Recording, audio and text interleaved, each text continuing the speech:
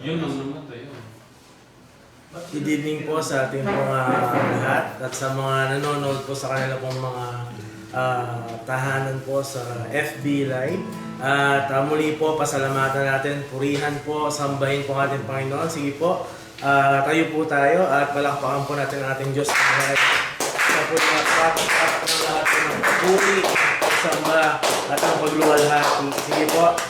At salamat po sa buhay po ng bawat isa na nandito. At patuloy lang po nating sambahin po, patuloy po nating papurihan ang ating Diyos.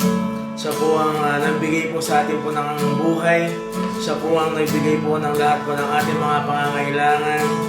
Kaya karapat dapat po siyang papurihan, sambahin, luwalhatiin po.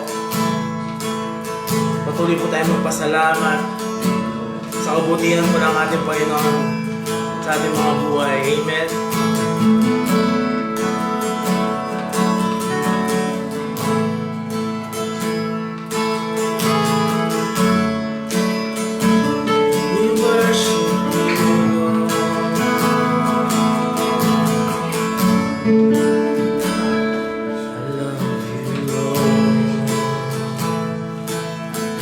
For your mercy never fails me. And all my days I've been held in your hands. From the moment that I wake up until I lay my head, and I will sing of the goodness of God. Sige, sabihin po natin, all my life. All my life you have been faithful. All my life you have been so, so good. With every breath that I am able, and I will sing of the goodness of God.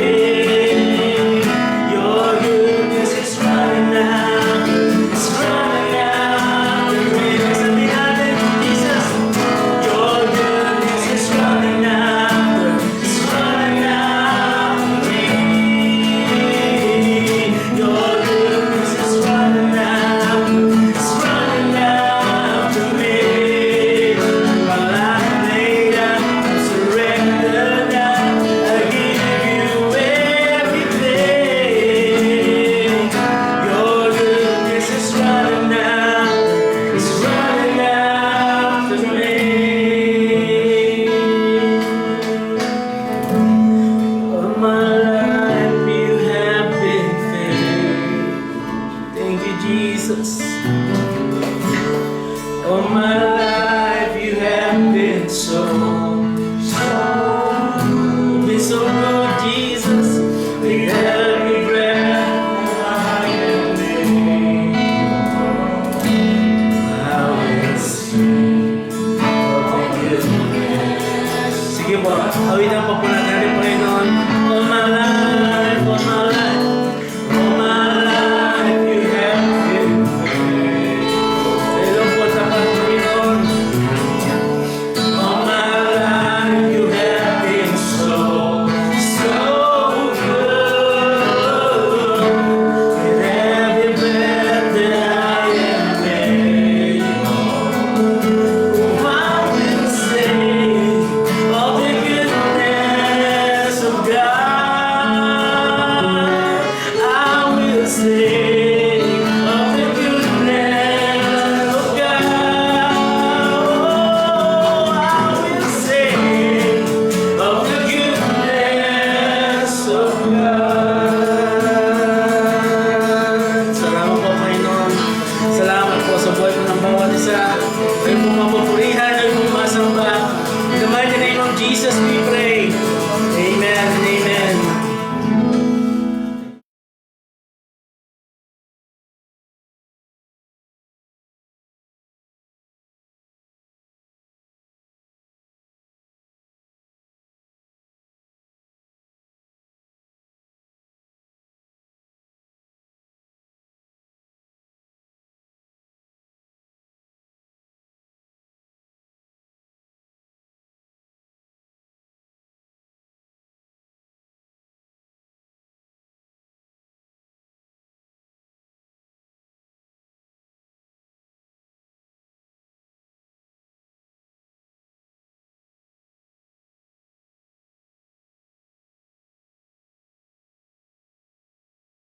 Good evening po sa bawat isa sa inyo. Good evening.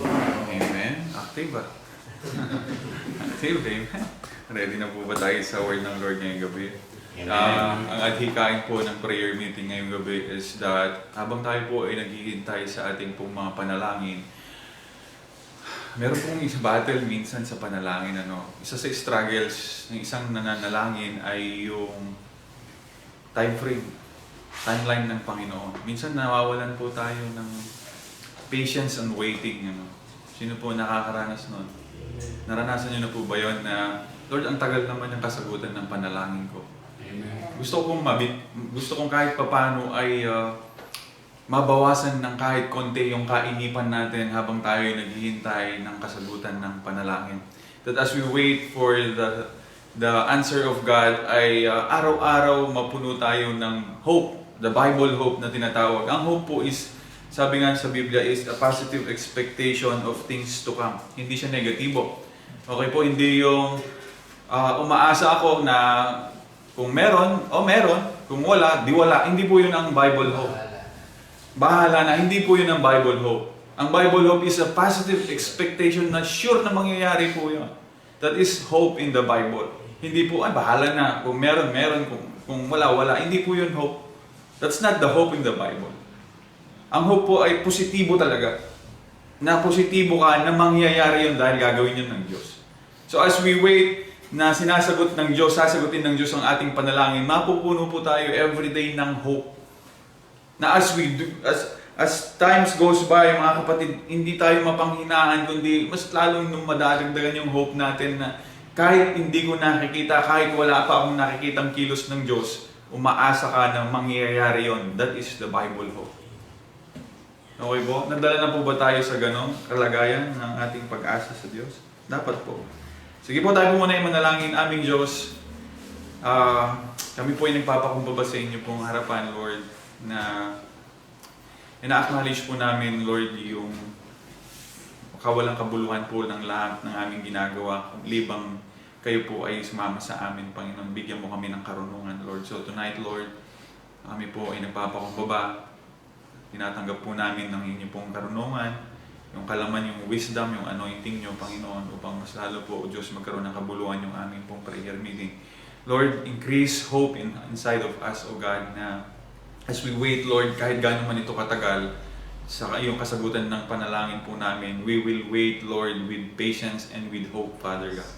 Taas mo ngayong gabi, Lord, yung aming pag-asa habang kami naghihintay sa kasagutan ng aming mga panalangin. Thank you po, Father God. We give you all the glory in Jesus' name. Amen. Amen. So sige po, sabi ko nga, kailangan po ay maitaas ng Diyos yung ating pananampalataya at pag-asa habang tayo naghihintay ng ating mga kasagutan ng panalangin. Okay po. Una sa lahat ay, kayo po ba ay nananalangin? Ano po yung mga pinapanalangin po ninyo? Yung mga bagay na posible or imposible? Sigurado po kayo. Kung ito po ay posible at kaya na natin gawin, why do you need to pray? Tayo po ay taasan po natin ang ating pananampalataya at ating pong ipanalangin yung mga bagay na sa tingin po natin ay imposible. Upang sa ganun ay mapatunayan ng Diyos na siya ay Diyos, hindi natin siya ka-level. Okay po? Meron nga po akong nabasa ko po ba yun? Isang clip na dumating ka na ba sa point ng buhay mo na imposible na lahat na nakikita mo? Magpasalamat ka kasi bakit? Ito na yung time ng Diyos para patunayan niya sa'yo na ang imposible kaya niyang gawing posible. Okay po? So tignan po natin, ang pag-uusapan po natin ay kwento po from the story of Jacob. Sino po nakakalam kay Jacob? Abraham, Isaac, Jacob. Okay po? Abraham, Isaac, Jacob. Si Jacob po ay may kapatid na sino po? Si Esau. So ito po, medyo mahaba po yung kwento sa Genesis. Napakahaba po siya. Kaya kukunin ko na lamang po yung important verses, important word na pwedeng mag-justify o pwedeng pagkuhanan na to justify yung ating pong lesson. Okay po? Ang title po ng ating lesson is The Certainty of God's Promise. Pag sinabing certainty of God's promise, hindi pwedeng hindi siya mangyari. Hindi po pwedeng hindi mangyari ang pangako ng Diyos. Sa ating pong mga tao, maaari pa. Kasi nga po, we are limited. Kaya sabi ng Panginoon, huwag kang mangangako. Ang pangako, nangangako ay from the devil, sabi sa Mateo. Kasi bakit? Hindi natin kontrolado ang sitwasyon. Halimbawa, pangako, bukas pag nagkita tayo, nangangako ako, gagawin ko ito sa buhay mo, gagawin ko ito. Biglang bumagyo. Biglang bumaha. Kaya mo pa kayang gawin yun? Hindi na, kasi we are limited. So, ang may kakayanan lamang, ang may stand lang na pwedeng mangako ay ang Diyos dahil kanyang baguhin ang sitwasyon. Nasusundan po natin. Even nga sabi sa Biblia, yung ang puting buhok mo, hindi mo kayang baguhin, gawin maitim. Kaya hindi ka pwedeng mangako kasi wala kang kayang gawin. Hindi mo kontrolado ang sitwasyon. The only one that can promise is God Himself. Dahil siya lang ang pwedeng bumago ng sitwasyon. So tignan po natin, the certainty of God's promise. Ito po mga kapatid, ay diretsuin ko na, no? Ito pong si Jacob ay in-instill niya yung pong blessing na para kay Esau. Nasusundan? Amen. So nung itong in-instill niya po, pero ito po ay with permission. Ito po ay inalaw ng Diyos sapagkat kay Jacob po magmumula. Si Jacob po ang linya patungo po sa ating Panginoong Jesus. Siya po ang itinalaga na linya po na tagapagmana kay Jacob. So ito po mga kapatid, nung in-instill niya po yung blessing, ito pong si Esau ay nagalit. At gusto niya pong patayin si Jacob. So kung babasahin po natin sa Genesis 27, verse 41 to 45, sabi dito, nung nakuha na po ni Jacob na yung blessing, so Esau hated Jacob because of the blessing with which his father blessed him, and Esau said in his heart, the days of mourning for my father are at hand. Sabi niya dito, then I will kill my brother Jacob. And the words of Esau, her older son, were told to Rebekah. So she sent and called Jacob, her younger son, and said to him, surely your brother Esau comforts himself concerning you by intending to kill you. So nalaman po ni Jacob na gusto na siyang patayin ni Esau. So verse 43, now therefore my son, obey my voice, arise to flee from my brother Laban in Haran, and stay with him few days until your brother's fury turns away. So dahil nga po, ay in-still po ni Jacob yung blessing po ni Esau, nagalit po si Esau, gustong patayin. So ang advice po ng kanyang nanay, umalis ka muna dito hanggat mawala yung galit ng kapatid mo kasi gusto kanyang patayin. So ito na nga po, nag-travel na po si Jacob. Nasa Padan Haran na po si Jacob, papunta sa Haran. So ano po nangyari dito? On the way po mga kapatid ng kanya pong pag-alis, ay nakasumpong siya ng pangako ng Diyos. Pakakatandaan niyo po, habang tayo po ay naghihintay ng kasagutan ng panalangin natin, dapat may hawak po kayong pangako ng Diyos. Hindi po maaaring naghihintay ka ng kasagutan ng panalangin mo na wala ka namang hinahangawakang pangako at salita ng Diyos. Hindi po maaari yun. Sapagkat kailangan mong may mahawakan na salita ng Diyos upang ang Diyos matugunan niya, upang ang Diyos mapatunayan niya yung salita niya ay totoo. Okay po, the power of God is in His Word. Halimbawa, ito yung salita ng Diyos, hinawakan mo, papatunayan ng Diyos ngayon yun, yung salita niya. Doon niya ipapakita ang kanyang kapangyarihan. So tayo po ng mga nananalangin, kung wala po kayong promise na pinanghawakan ng Diyos, word from God, ay paano po kaya iyon? Ano ang lululhatiin ng Diyos na salita niya sa buhay po ninyo? Kailangan po yun. At kung wala po kayong pinanghahawakang pangako at salita ng Diyos, hindi po kayo makakatagal sa paghihintay ng kasagutan ng panalangin nyo. Ang result po nun, kayo nagagawa ng inyong pong kaparaanan. Dapat may pinanghahawakan po kayo. Wala kayong pag-asa kung wala kayong pinanghahawakang salita. Okay po? So ano pong sabi ng Diyos, mga kapatid, kay Jacob? So Jacob, chapter 28, verse 10. Ito na po. Si Jacob nasa Beersheba na po. Papunta sa Haran kay Uncle Laban niya. So Jacob, Genesis 28 verse 10. Now Jacob went out to Beersheba and went toward Haran. So he came to a certain place and stayed there all night because the sun had set. And he took one of the stones of the place and put it in his head, and he lay down in that place to sleep. Then he dreamed, and behold, a ladder was set up on the earth, and its top reached to heaven. And their angels of God were ascending and descending on it. And verse 13, and behold, the Lord stood above it and said, I am the Lord, God of Abraham, your father, the God of Isaac. The land on which you lie, I will give to you and your descendants. Also your descendants shall be as the dust of the earth. You shall spread abroad to the west and the east, to the north and to the south. And in you and your seed all the families of the earth shall be blessed. Behold, I am with you, and will keep you wherever you go, and will bring you back to this land, for I will not leave you until I have done what I have spoken to you. So ito po yung dala-dala po ni Jacob na salita ng Panginoon. Okay po, pararamihin kita. Ikaw ang magiging blessing sa mga bansa. Hindi kita iiwan. Saan ka man mapunta, kasama mo ako, hindi kita iiwan. So ito po yung dala-dala po ni Jacob pagpunta po sa Padan, sa Haran. A place where he is a stranger, mga kapatid. Hindi niya alam kung anong meron doon, pero meron siyang lakas ng loob dahil meron salita ng Diyos sa kanya. Ganun din po sa atin. Habang kayo po ay naghihintay ng kasagutan ng mga panalangin nyo, ay dapat po meron kayong salita ng Diyos na pinangahawakan. Yun po yung magpapatibay sa atin para po tayo ay maghintay. So ito na po. Nung nandun na po si Jacob, mga kapatid, sa Padan, napunta nga po siya doon sa uncle niya, kay Laban. At doon na rin po siya nagkapamilya. So doon na rin po siya nagkapamilya. Doon niya po na-encounter yung mga asawa niya, si Rachel at si Leah. Okay po? Ngayon ang nangyari po, mga kapatid, dahil nga po, sa presensya po, napakaganda po nung sabi po dito ni Laban, nung nandun na po si Laban, alam niyo po nangyari?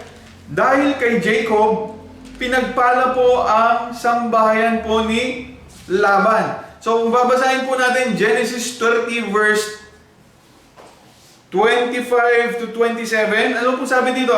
30, 25 to 27, sabi dito, and it came to pass when Rachel had borne Joseph that Jacob said to Laban, send me away that I may go to my own place and to my country.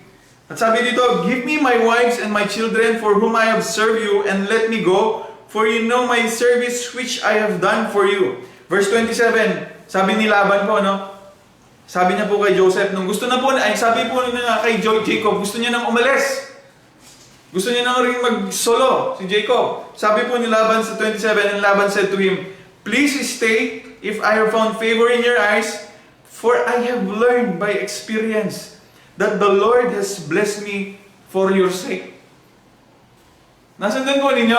Naalala niyo po yung lesson nung ako po ay nag-share dito ng isang prayer meeting. Yung servant po ni Abraham, pinagpala dahil po attached po siya kay Abraham. Pero hindi po siya yung tagapagmana. He was just a servant.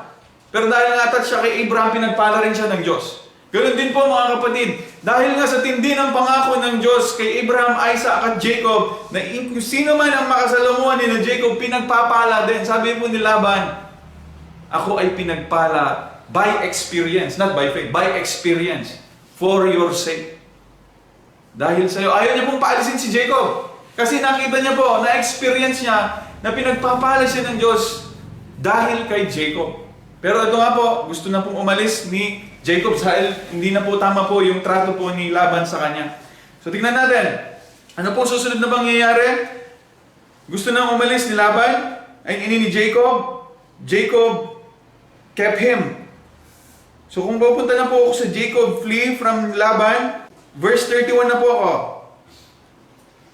Verse 31, ay chapter 31 pala, 1 to 7. Now Jacob heard the words of Laban's son, saying, Jacob has taken away all that was our father, and from what was our father's he has acquired all his wealth. Verse 2, and Jacob saw the countenance of Laban, and indeed it was not favorable toward him as before. So ito pong anak po ni Laban ay nag-uusap-usap na. Sabi po diyan ay kinuha na lahat ni Jacob yung kayamanan ng ating ama.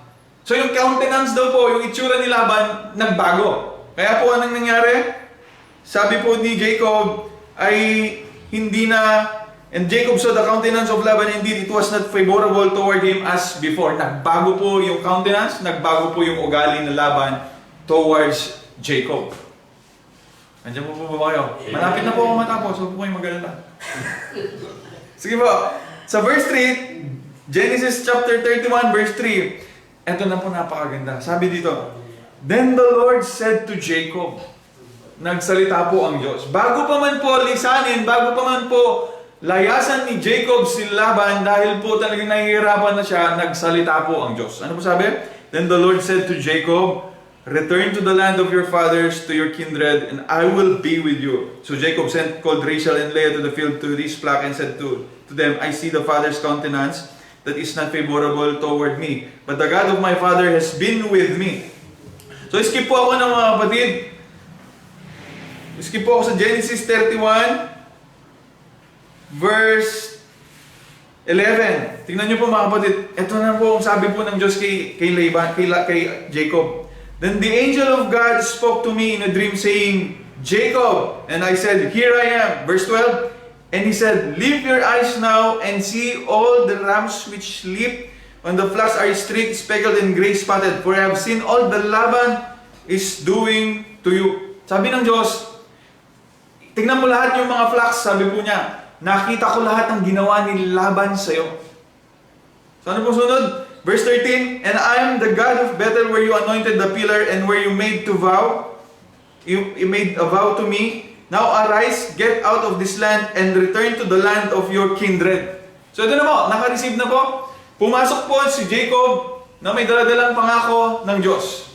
Okay po?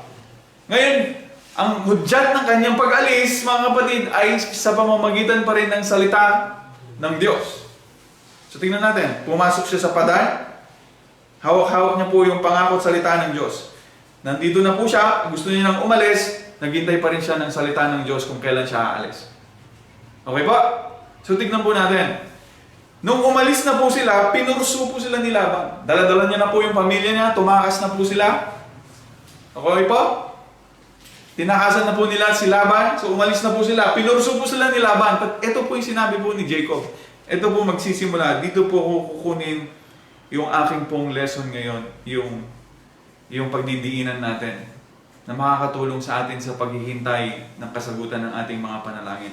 So Genesis 31, sabi po ni Jacob dito, verse 38 to 42. Ito na po yung concluding verse ko po, mga kapatid. Punta po kayo doon. Nung umalis na po si Jacob, pinurso po ni Laban. Okay po? Gusto niya pong komprontahin bakit siya umalis ng ganun na lamang. Ano po ang sabi po ni Jacob? 38.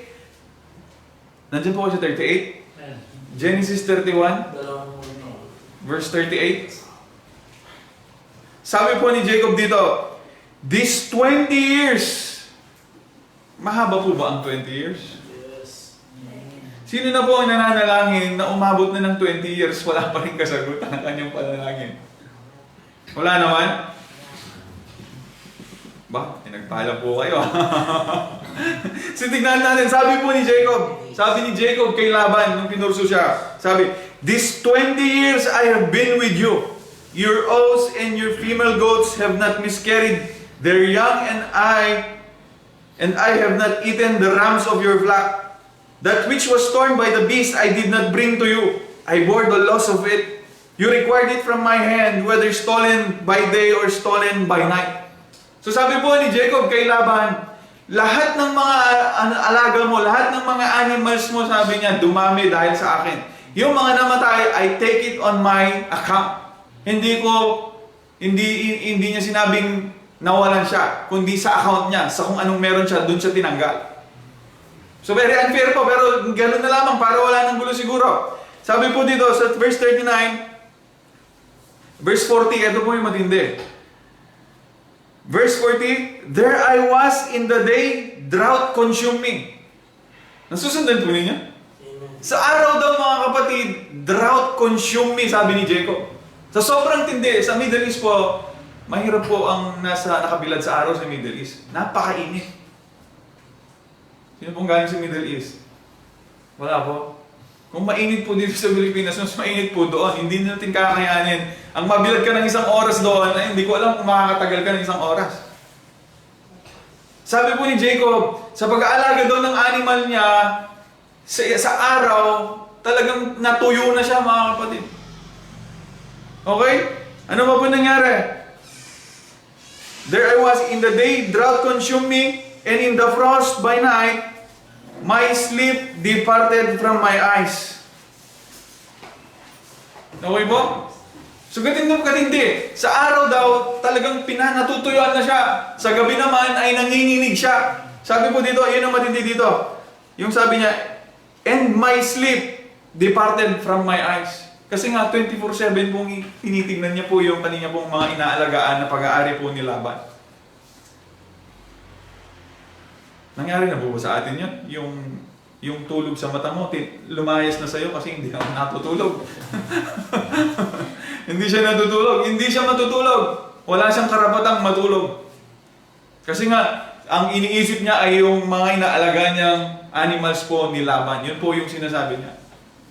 So tignan mo natin. Sabi po sa 41, thus I have been in your house 20 years. I have served you for 14 years for your 2 daughters and 6 years for your flock. And you have changed my wages 10 times. Pinaglingkuran kita ng tapat, sabi niya.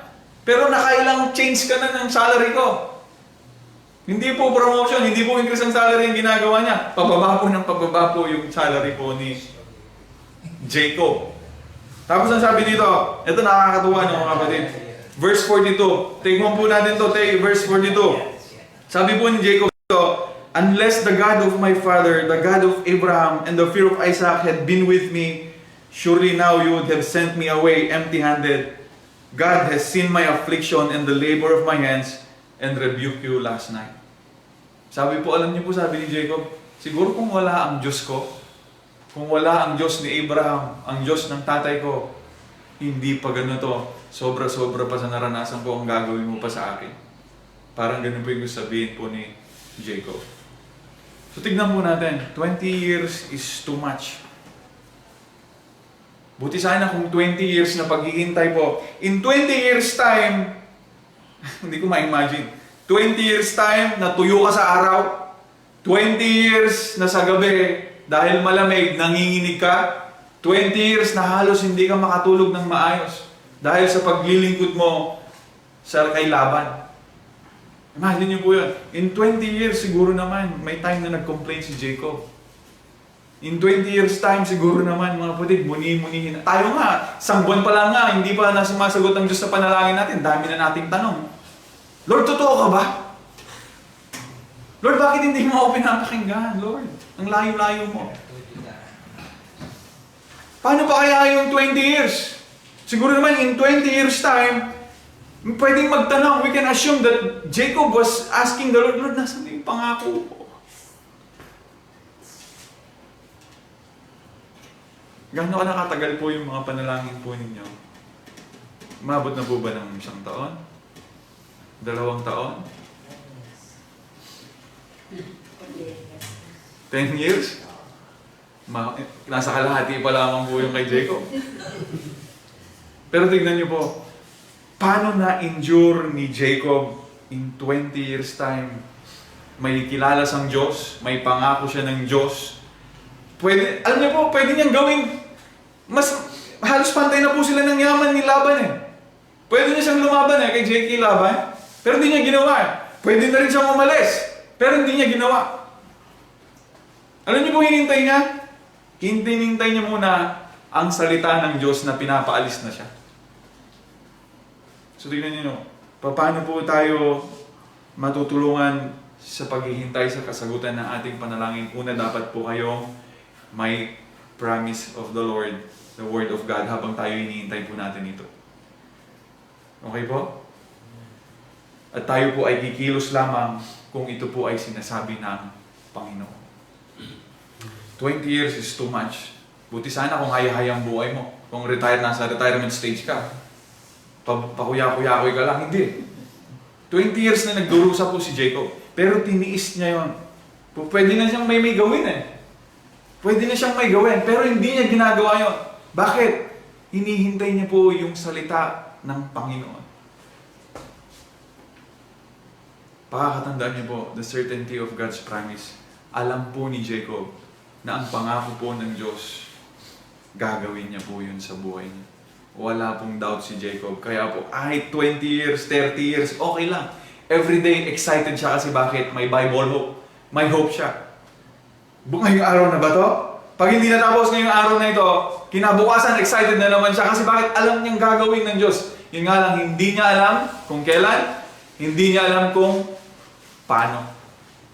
Pero araw-araw excited siya kasi bakit? Alam niyang gagawin ng Diyos ang kanyang pangako. Sino po ba hindi ma-excite na? Ngayong araw na ba to? Excited ka? Kasi ang kasama mo, ang hinahawakan mo ay salita ng Panginoon. Excited nga, baka ngayong araw na to. Natapos yung araw, hindi pa rin yung pangako ng Diyos. Excited pa rin siya, baka bukas. Kasi certainty of God's promise, siguradong gagawin ng Diyos yun. Walang kaduda-duda. Kasi bakit? Yun yung nangyari kay Abraham, kay lolo niya, yun yung nangyari kay Jacob, kay Isaac. Siguradong mangyayari din yun kay Jacob dahil ito'y pangako ng Diyos sa kanya. So habang tayo po ay naghihintay sa ating mga panalangin, siguro po lagi niyong i-remind yung sarili niyo everyday na kung ano man yung pinangahawakan yung pangako ng Diyos, gagawin niyo po yun. Mga kapatid, hindi pwedeng hindi gawin ng Diyos yun. Dahil siya po ay Diyos. Pag hindi niya ginawa yun, ibig sabihin ay hindi na siya Diyos. Sana po ay isipin niyo po yun. Pag hindi ginawa ng Diyos ang kanyang pangako, ibig sabihin na hindi na siya Diyos. Kaya nga sabi, magunaw man ang mundo, hindi pwedeng hindi mangyari yung sinasabi ng Diyos sapagkat the Word of God is greater than the world. Okay? So habang tayo po, ito po yung panalangin nyo, at meron kayong salita ng Diyos na pinangahawakan, dapat ma-excite kayo everyday. Umabot man ito ng 30 years, 35 years, 40 years, it doesn't matter. Kasi bakit? Gagawin ng Diyos yun. Araw-araw excited tayo. Hindi pa ngayon, Lord, okay lang, bukas, baka bukas na. Pag dumating ng araw ng bukas, baka bukas na. Basta't ang nasa isip at puso natin, gagawin ng Diyos yun kasi salita niya. Hindi pwedeng hindi, mga kapatid. Maapektuhan ang kanyang pangalan. Marami po tayong magbabasa sa Biblia na kahit man hindi karapat-dapat talaga yung mga Israelites, tutugon ng Diyos. At ang pagkakabanggit ng Diyos, pag tumugon siya, for the sake of my name, para sa kapahanan ng pangalan ko, sasabihin ng Diyos, at sa pangako ko, gagawin ko yun sa inyo. Hindi pwede hindi gawin ng Diyos ang kanyang sinasabi. Ang tanong po ngayon, sa inyo pong mga prayer item, ano po ang hawak ninyo salita po ng Panginoon? May imposible po akong prayer item. na noon po ay talagang sinaktan ng aking damdamin dahil nga napaka-imposible. Sa sobrang imposible niya, wala akong kayang gawin. Na-hurt ako kasi gusto kong mabago. Gusto kong makita kong may hindi ganun kang kalalagayan niya, yung estado niya. May pinangawakan po akong salita ng Panginoon. Ang sabi po doon sa Mark is, lahat ay posible sa mga nananampalataya. Yun po yung iniiyak ko sa Panginoon sa bundok. Mark 9:23 po yata yun. Lord, sabi ko, Panginoon, Ikaw ang nagturo sa akin na manampalataya sa inyo. At tinuruan niyo po ako, Panginoon, ng panampalatayaan na yung imposible sa akin, posible riyon sa inyo. Kaya po, yun po yung iniiyak ko. Natanggalan po ako ng bigat ng dibdib. Kasi bakit? Sabi ng Panginoon, lahat ay posible. Kanino? Sa mga nananampalataya. Kayo po, ano po ang hinahawakan yung salita ng Lord? Habang hinihintay niyo po yung panalangin ninyo. Kasi kung wala po kayong Word of God, paano kaya? Anong pag-asa? Wala. Wala po kayong pag-asa. Baka 1 week pa lang, bibigay na kayo. Gagawin nyo na yung gusto nyong gawin. Kung paano po, ikaw natutugod sa iyong desire, sa inyong nais. Andyan po kayo? Amen. So, paano po? Paano po natin ma-overpower po itong struggle natin minsan sa paghihintay sa kasagutan? Remind yourself. Lagi niyo pong i-remind ang sarili niyo patungkol sa salita ng Panginoon. At ang salita ng Panginoon, gagawin niya po yan sa buhay po niyo. Tama po ba? Mark 9:23? Amen. Basahin ko lang po yung Mark 9:23. Tama po ba yan? Ano po sabi sa Mark 9:23?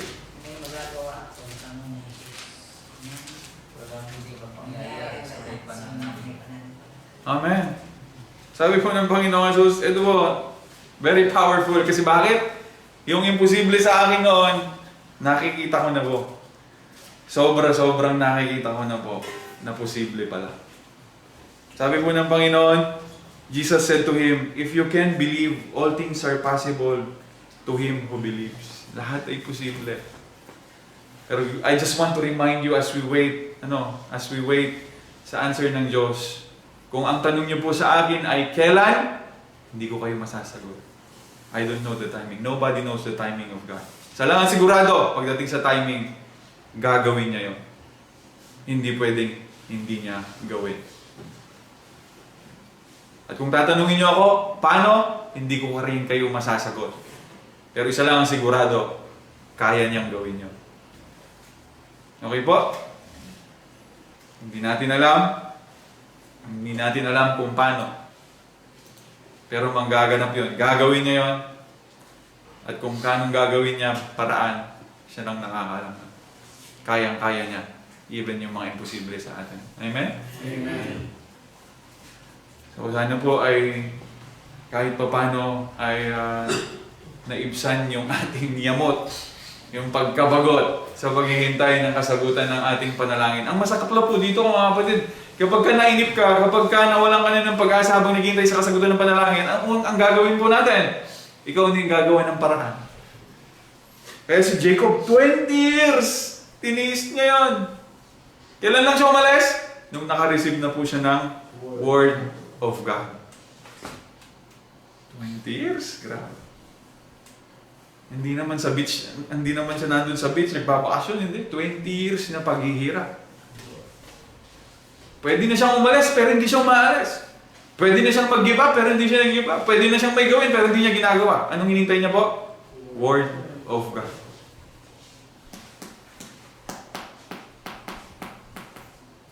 Okay po? Amen.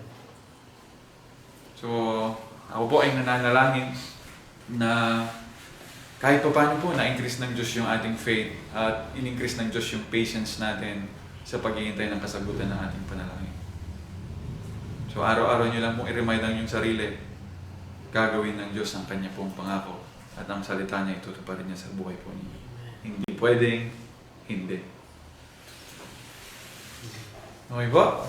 Amen. So, bilang panghuli po, kailangan po si Jesus Christ ay madala po natin sa kalagitnaan. Ang sabi po ng 2 Corinthians 1:20, babasahin ko po napakaganda po sa Tagalog. 2 Corinthians 1:20. Napakaganda po sa Tagalog. Pagka ninamnam po ninyo. Ano po sabi dyan sa 2 Corinthians 1:20? Kay Kristo, ang lahat ng pangako ng Diyos ay palaging po. Dahil sa nakakasalut tayo ng Amen. Amen? Sa ikaluluwang natin. So tingnan po natin For all the promises of God in Him, in Jesus Christ are yes, and in Him amen to the glory of God through us. Sa Tagalog version po, pag binasa niyo po sa mas mababaw na salin, gaano man daw karami ang pangako ng Diyos. Lahat yun ay oo kay Kristo para sa ikakalulhati niya. So kung si Jesus Christ ay nasa inyo na mga kapatid, ibig pong sabihin ay ang lahat ng pangako ng Diyos ay activated na po sa buhay po ninyo. Isa lang po yan. Sabi po doon, lahat ng pangako ng Diyos ay oo kay Kristo para sa ikakalulhati ng Diyos. Nasa inyo na po si Jesus Christ. Ibig sabihin, nung tinanggap niyo po si Jesus Christ sa buhay niyo, lahat po ng pangako ng Diyos na-activate na po yan sa buhay po ninyo. Every promises of God is yes in Jesus Christ. Pakakatandaan niyo po, pangako po ang pinag-uusapan. Okay po? Amen. Lahat ng pangako ng Diyos ay gagawin niya sa buhay mo. Yes, lahat yon, lahat ng pangako. Pero hindi lahat ng kailangan ng gusto mo ay yes. Be clear with that. Lord, ito yung gusto ko. Akala ko ba yes lahat? Hindi po. Pangako po ang pinag-uusapan. Hindi yung gusto mo. Akala ko ba yes lahat, Lord? Hindi. Hindi yun ang Biblia. Hindi yun ang sinabi ng Biblia. Ang pangako ng Diyos, yes lahat. Hindi yung gusto mo ang yes lahat. Okay po? Ano po ay magkaroon po tayo ng salita ng Panginoon as we wait upon the promise of God in our lives. Sige, tayo po ay manalangin. Aming Diyos, nagpapasalamat po kami sa mga salita mo ngayong gabi, Lord. Totoo nga po, Panginoon, na habang kami po ay naghihintay ng mga panalangin, minsan, O Diyos, ay nawawalan po kami ng pag-aasa. Minsan ay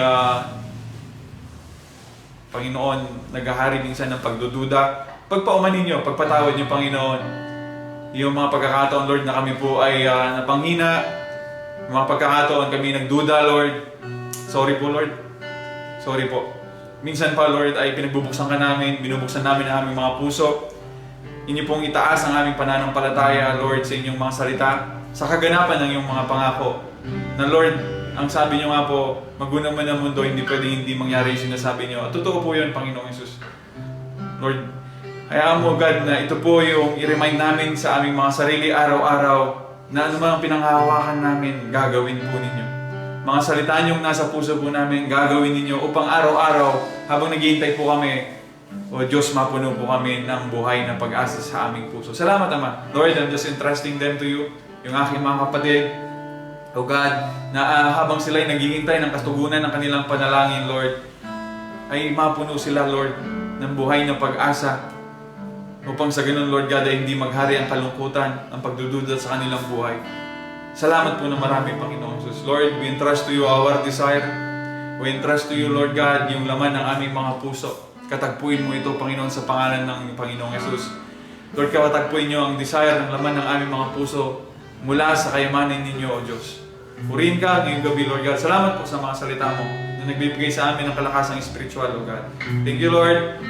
Hayaan mo, O Diyos, na habang po, Panginoong Jesus, O God, kami naghihintay, Lord, Panginoon, ay talagang maranasan po namin yung kapangyarihan ng mga salita mo sa aming buhay. Hayaan mo yun yung maging motivation namin to stand up, Lord, and face this life, Lord. Knowing na yung salita mo, Panginoon, nasa aming mga puso. At yung salitang yan, O Diyos, ay papatunayan mo kung gaano kang makapangyarihan sa buhay po namin. Lord, salamat po. Ini-entrust na po namin ang lahat sa inyo. Purihin ka ngayong gabi. We give you all the glory in Jesus' name. Amen and amen.